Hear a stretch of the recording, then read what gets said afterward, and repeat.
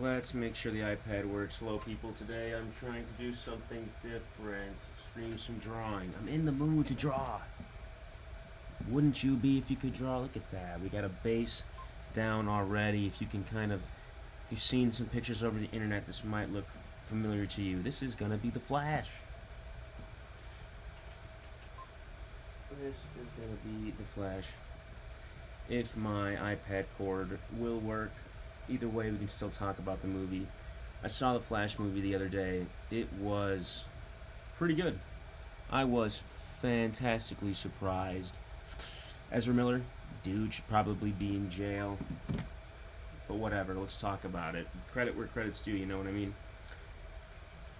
This thing is not working. Before we get that going, the Flash, in this movie, Barry Allen goes back in time to save his mom from dying. But when he goes back to what he thinks is his future, he sees all the consequences that happen as the result of his change. The movie explores Barry's difficult life and his relationships with other characters, including a girl that he might like, including other superheroes. Let's be honest, the stakes are pretty high in this movie, and the deaths add importance to all these characters. The CGI has been criticized for not being up to par with other summer blockbusters, other Hollywood films, but as of late, it seems like this movie has been pretty average with other movies. There's some other movies that have been pretty wacky in CGI lately, but that is beyond the point. We can talk about that later. The visuals in this movie, even though the CGI is a bit weird, are very creative. Very creative, and honestly, the performances by the actors, including Ezra Miller, well received. The comedy was here or there, but I appreciated it, especially in the later parts of the movie.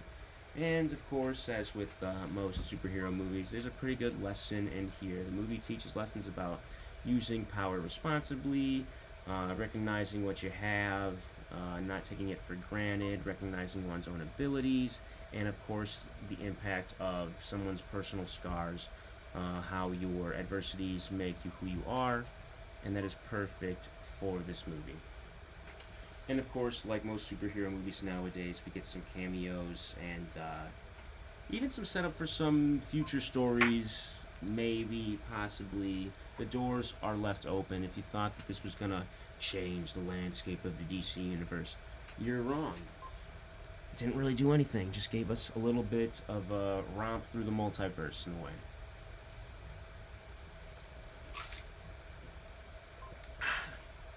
I'm going to be drawing a scene or a picture from the intro of this movie. I thought the intro of this movie was probably one of the best introductions to a superhero movie of all time. I don't know what's with this cord. Come on. Technical difficulties.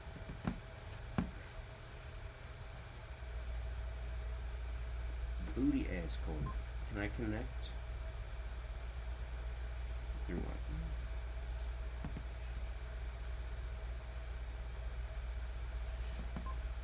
Where? As long as I don't move it in a weird way, it looks like it's gonna work.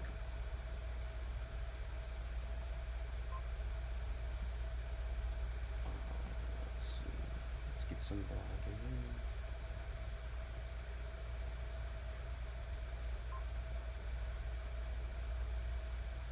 No, it's not working again?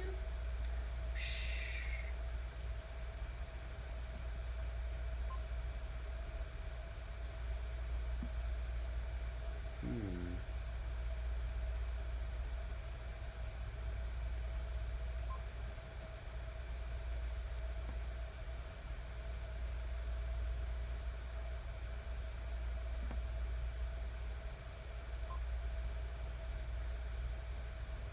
Okay, well, while I get that to work, let's just talk about the movie a bit more, you know?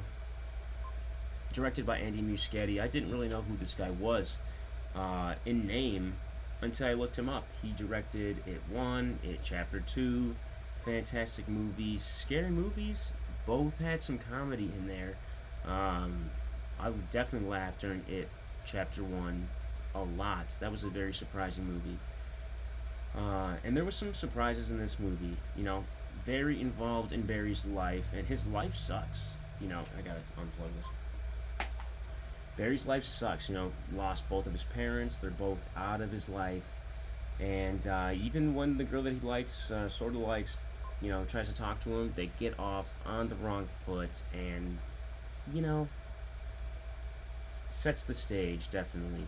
So, during the movie, when Barry is presented with the chance, when he figures out that he can go back in time, he ultimately does. Obviously, from the trailers, there has been some revealing of who's in this movie. We have Michael Keaton Batman, as well as Kara Zor-El, who is Supergirl. If you are unfamiliar with her, she is the cousin of Superman, the older cousin of Superman, who is supposed to be protecting Clark or Kal-El. But, honestly, I was surprised with the Supergirl portrayal by, oh my god, what is her name? Where's her name? Dun dun. Sasha Kaye? Sasha Cal? As Supergirl, honestly, pretty good. I had no complaints. Who else? I feel like this movie was pretty devoid of characters. It had few characters, which reminded me, honestly, of Spider-Man. Like the Sam Raimi Spider-Man's very character focused. We had Flash. We had Barry Allen again. We had both of his parents in certain scenes. We had Iris. We had Supergirl, Batman. We had Batman again. General Zod. Michael Shannon definitely phoned in this role. But, what else? What else?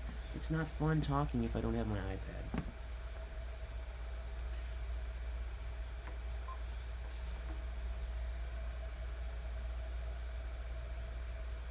And I have a guest. I have to